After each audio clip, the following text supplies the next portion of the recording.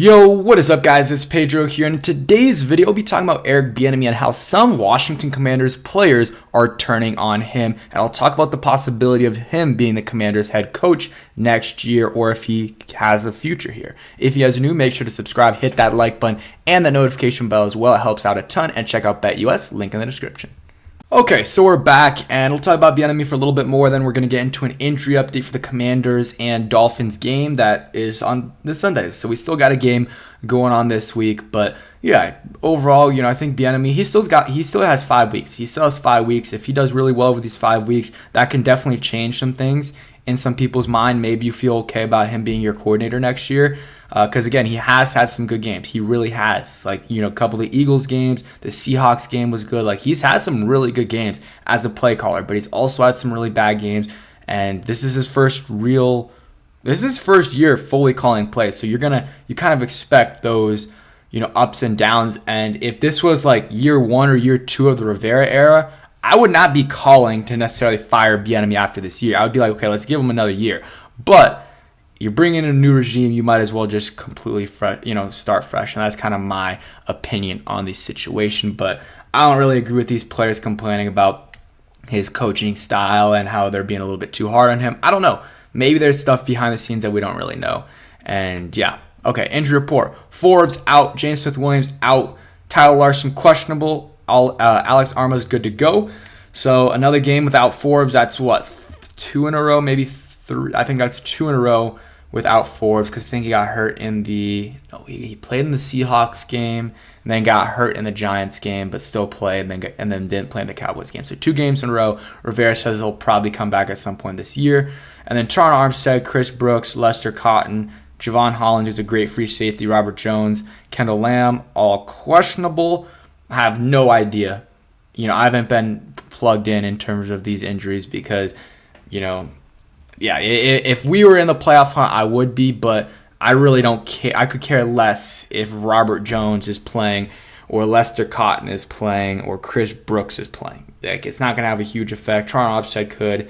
He's a good left tackle for them. And then Devon Achane, who's a stud rookie running back for them, who averaged 12 yards a carry before he got hurt and then re-aggravated that knee injury. He's back, and doesn't have an injury designation, and was limited, and then full on Friday. So, hey, if you have him on fantasy, you might as well start him. And then, Tyreek Hill, that's going to be a long day for the Commanders. Very long day for the Commanders defense.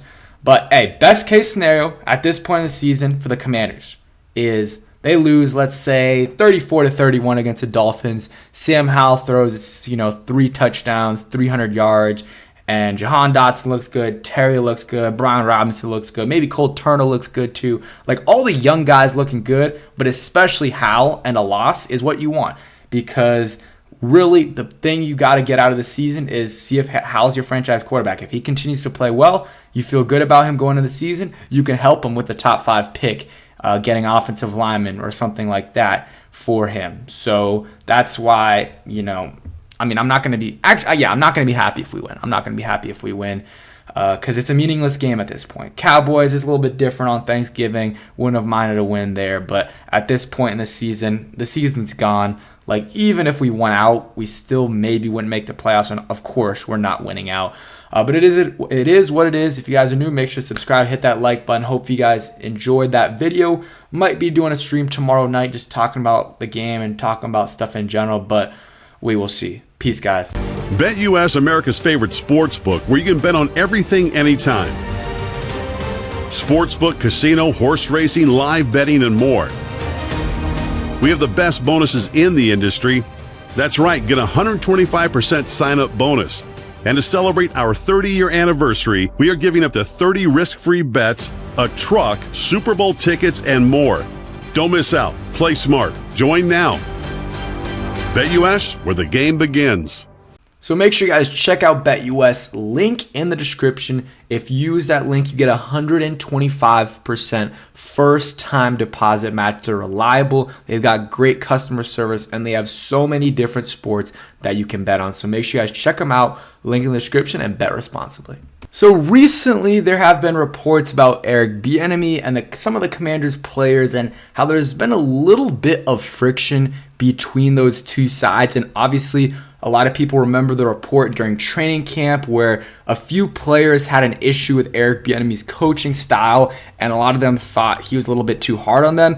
And that was actually, criticism of Bieniemy in the past from some players like LaShawn McCoy and others.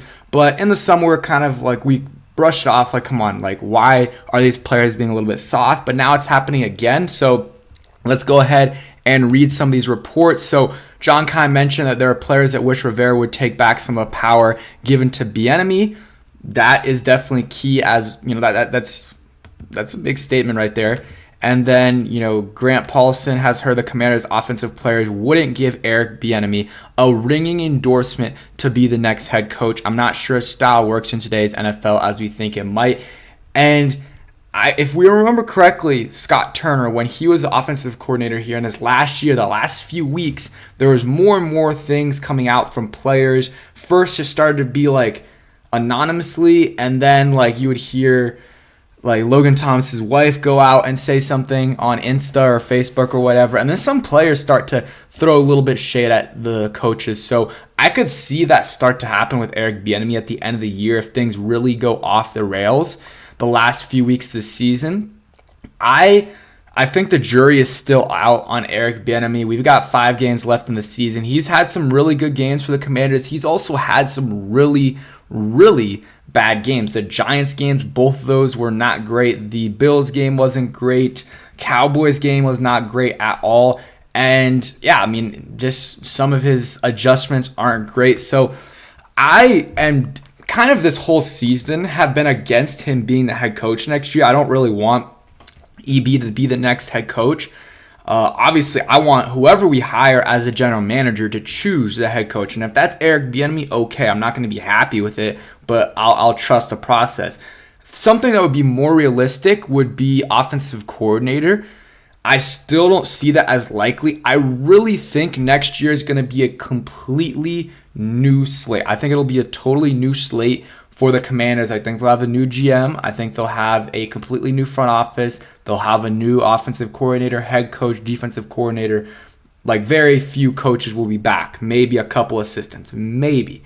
And that's really it. I think everyone else is going to be gone. A fresh new start to this Josh Harris era. This year was really not the first year, I would say, of Josh Harris era. Even though it technically was, he didn't really get to put his stamp and switch things up. So that's kind of my opinion on this whole situation here. But also, like, I don't know. Eric Bieniemy, obviously, his play calling at certain times hasn't been great and his adjustments haven't been great. But in terms of coaching style, I don't care that he's hard on these players. Like, that, obviously, some players have an issue with it because they want to be more laid back. But hey, that's part of the problem. That's why this team isn't great. Because some of these players aren't stepping up, and if their mentality is to lay back and chill and relax and practice, well, that's a little bit of an issue. So Eric Bieniemy wants to be hard on these guys, and he was in training camp, especially on the running backs, making them run like all the way through every single time. Like, instead of just after the run coming back, they would run all the way to the end zone, sprint, and then come back. So maybe some of the running backs had an issue with Bieniemy, maybe Antonio Gibson. I don't know. It really is just throwing out names if we're gonna and guessing. Really, like, I would be surprised if Terry had an issue or someone like that. But you could see maybe some of the linemen, some of the veteran guys, like rookies and stuff, aren't really. I don't think they're gonna complain. Even second-year guys, I find it hard for them to complain. Some guys that are have been in the league for a lot longer, that's when you're like, okay, maybe they had something to say to Eric Bieniemy. But what I would say is what most likely is going to happen next year, Eric Bieniemy is going to go back to Kansas City either as the offensive coordinator or as the running backs coach, and we will hire a new general manager who will find the head coach, and that head coach and general manager will work to find a offensive coordinator and defensive coordinator. I just don't think EB is going to be here. Not necessarily because he's done a terrible job, just because, again, when you switch out a new regime, you bring in a new regime, very, very rarely do you keep a coordinator, a head coach. So it's just going to be tough for Eric Bieniemy to stay. Maybe he will get an interview to be the head coach. Maybe Josh Harris will give him that. But after that, besides that, I don't think he's going to be the head coach, just because I think Josh Harris wants a totally new, clean slate, and he wants to rid everything from the Dan Snyder era. And technically, Eric Bieniemy was hired from Rivera, and Josh Harris was almost in the building by then, a few months after. But still, I think Josh Harris views that as still a Dan Snyder kind of hire, and I think he wants to just rid everything of this, from this organization that had anything to do with Dan Snyder. And who knows? He talked about the name. Maybe that includes the name. That could include the name for sure. I don't know. We're going to have to wait and see for that. But real quick, a word from today's sponsor.